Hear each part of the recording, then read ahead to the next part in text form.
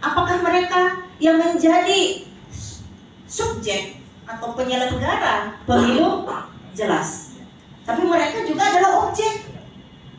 Ibu Yusfi, Mas Sugeng juga adalah objek dari penyelenggara, kan mencoblos juga.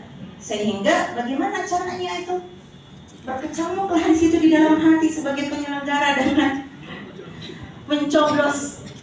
Nanti beda tuh antara yang isi hatinya mau mencoblos sebagai rakyat dengan isi hati mencoblos karena komisioner. Kadang-kadang gitu tuh.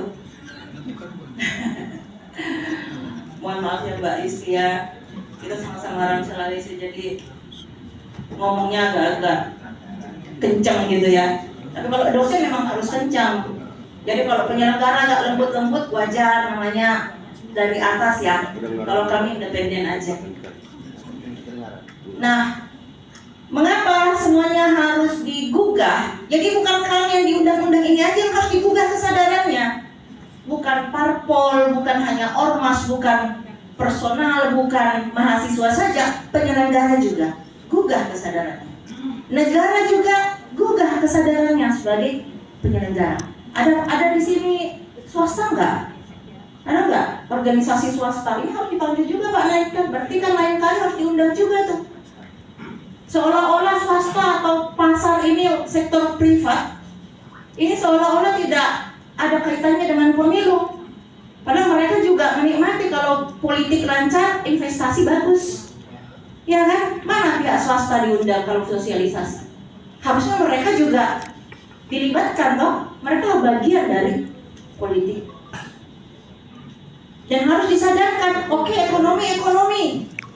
Tetapi politik, apapun profesi kita, apapun jabatan kita, suka tidak suka, mau tidak tahu, mau tidak mau, maka politik itu adalah persoalan publik. Jadi betul tadi, saya sepakat dengan Mbak Yus mengatakan ketika ada yang terpilih dan Anda golput, ya jangan ngomel-ngomel. Tapi itu dia, mengapa dia golput? Mengapa ada mahasiswa saya terang-terangan dan saya apatis golput? Itu yang harus digali. Bukan kesalahan juga, karena memilih adalah hak. Haknya boleh diambil, boleh tidak. Dia tak wajib mencoblos. Mahasiswa saya ini angkatannya mereka nih, si Olive, angkatan mereka beberapa tahun yang lalu ingat nggak? Mereka demo di Karangpaci. Apa yang di demo beberapa tahun yang lalu waktu Asia Tenggara, Olive? Demo tentang naiknya BBM kalau nggak salah, ya naik. Jadi Mak Isam itu izin, Bu, saya izin, saya mau ikut demo dengan BEM Samarinda. Dia udah pakai jaket BEM-nya. Oke, silahkan, saya bilang. Pergi sana, kencang-kencang mau ngomong. Jangan pulang kalau udah selesai kau demo. Besoknya apa yang terjadi? Masuk kelas dia. Saya bilang, bukannya masih demo nih, kenapa kamu pulang? Ikut kuliah. Kamu saya mau. Kenapa kapok? Dipukul sama polisi. Dipukul ya. Kamu anarkis sekali, memecahkan sesuatu kah, memukul kah, anarkis sekali. Enggak Bu, kami hanya pegang toa aja, teriak begini, dipukul kami. Akhirnya saya bilang ketika pertemuan dengan acara Kesbangpol Provinsi, saya diundang di situ, ada dari TNI, ada dari kepolisian di situ, saya langsung nembak. Saya bilang, Pak, kalau mahasiswa saya demo, jangan dikeras-kerasin dong. Orang hanya menyampaikan aspirasi kok digebuk. Kecuali kalau mereka anarkis, mereka liar, mereka provokatif, boleh. Tapi kalau mereka hanya menyampaikan aspirasi, berikan haknya mahasiswa untuk menyampaikan aspirasi. Mereka loh calon pemimpin kita. Mereka jadikan wali kota nanti. Mereka akan jadi gubernur, menjadi kepala badan, menjadi pejabat seperti Bapak sekalian. Kalau mereka mentalnya mental takut ngomong, apa jadinya bangsa dan negara ini? Ibu, Bapak, anak-anaknya dipindahkan supaya pintar kan? Kritis kan? Gak kritis kalau cuma belajar di kelas. UKT aja naik. Dapat apa di kelas? Capek dengar dosen ceramah. Jadi mahasiswa, pergi demo. Yang penting kalian kan anak polisi saya tembak. Jangan galak-galakin mahasiswa saya, apalagi sampai dibikin berdarah-berdarah. Saya bukan ibu kandungnya, tapi marah saya mahasiswa saya dibegitukan.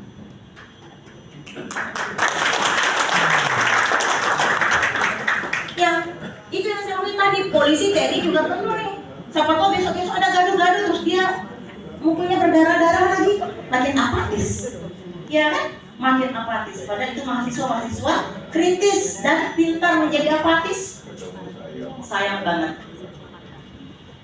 Oke, nah ini dia 3 yang perlu dijaga kesadarannya. Tuh penyelenggara, pemerintah juga. Please dong kasih contoh yang bagus, ya kan? Berikan sampel teladan yang bagus supaya kita follower ini juga mengikuti. Kita percaya karena kita tahu pemimpin kita lurus, kemudian kita melakukan aturan-aturan pemilunya dengan baik sesuai dengan aturan hukum. Gitu. Jangan buru-buru, saya belum selesai. Nah, peserta pilkada, semuanya dijaga. Mungkin karena saya terlalu galak mau dicepatinnya. Bravo, Bu dosen. Pemilih dan masyarakat, gitu. Semuanya. Jadi partisipasi politik, pendidikan politik semuanya dikasih. Saya ngajar di S2 FISIP. Beliau alumni di sana. Sesuai. Ada magister ilmu pemerintahan sekarang, Bu Bapak. Dan ada magister administrasi publik. Kadang-kadang ketika mahasiswa saya itu ada menjadi caleg segala macam, ada juga komisioner segala macam, ada gitu. Kita kasihkan di mana posisi Anda dalam sistem politik, kadang-kadang nggak tahu. Gitu. Kadang-kadang nggak tahu. Makanya kalau mau jadi caleg, Anda harus tahu dong di mana tempat Anda ada. Berarti PR nih pendidikan politik. Parpol ada nggak parpol di sini? Pendidikan politik, caleg-calegnya jadi saudara yang berikutnya kalau udah selesai ya, gitu. Ayo diberikan pendidikan politik untuk caleg-caleg Anda. Jangan sampai yang duduk dari itu malu-maluin. Berapa duit itu habis? Malu-maluin tuh yang duduk di situ tuh. Izin waktu yang Oke. Tadi mereka lama-lama nggak dipotong. Next. Mengapa? Oke, mengapa kesadaran itu penting? Ini dia agak kabur tulisannya. Ibu Bapak, kesadaran itu memang dia basic paling awal. Kedepannya, lihat tanda panahnya. Kalau kesadaran politik itu sudah bagus, itu ibaratnya sudah jadi gigi satunya. Kalau kita starter mobil atau motor, gitu. Gak bisa kita langsung loncat ke gigi 3, mau tiba-tiba orang datang mencoblos ke tempat, padahal belum ada kesadarannya. Gitu. Dan itu dipengaruhi juga oleh macam-macam. Itu tadi kepercayaan kepada tata laksana. Lalu kemudian pengalaman. Banyak sekali, panjang cerita kalau di sini. Oke, next. Nah, tadi kalau dia bilang money politik segala macam, saya masih terus kampanyekan. Harusnya ini yang harus terus dikampanyekan sama penyelenggara. Kita nggak boleh naif-naif bilang sudah tidak akan ada nanti kampanye money politik.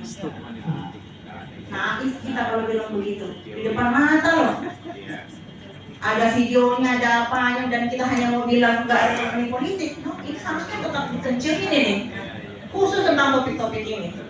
Money politik. Lalu kemudian itu, kenapa saya tampilkan saya kayak mahasiswa?